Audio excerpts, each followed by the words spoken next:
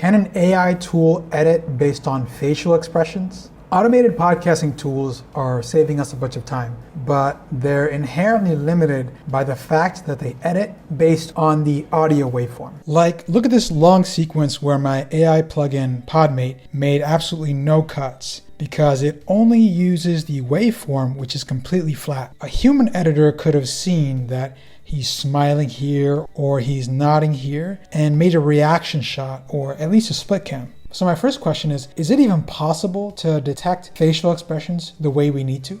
I managed to code this up. This is a smile and nod detector. The way it works is it uses pattern matching to find where his head and mouth are. So when his mouth opens, it classifies that as a smile. And when his head moves up and down a lot, it identifies that as a nod. The interesting part is that it worked pretty well even as he ate a slice of pizza or covered his mouth, which I didn't expect. So it is possible to detect the kinds of facial expressions we need, but can it actually improve the edit? This is a part of the podcast where Podmate couldn't find a place to cut away because the waveform is flat.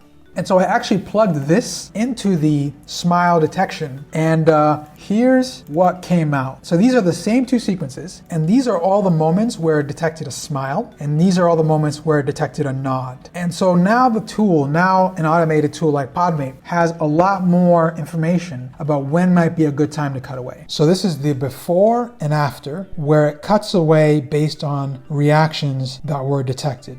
And obviously in a final version, there'd be a way to customize how sensitive this ended up being. So I would say this improved the edit, especially on this particular podcast, which is comedy. And reaction shots are very important for comedy podcasts. And this is great because it'll make plugins better and better at making the obvious cuts that we would make. So hopefully saving us time to make the audio much better and to do content edits and stuff like that only a human editor can do. So when is this coming to a tool like Podmate? I'd probably say it's not coming in the next 6 months. There's a lot of other important features to get in. Like we're actually in the multicam view right now. Podmate now has the ability to integrate with the DaVinci multicam tool, and that kind of thing is a bit more urgent. And I'm actually still looking for testers for the multicam AI integration. So feel free to reach out if you're interested. And I hope you found this as interesting as I did, because I know for me it's kind of a peek into the future and a future that I think is pretty exciting.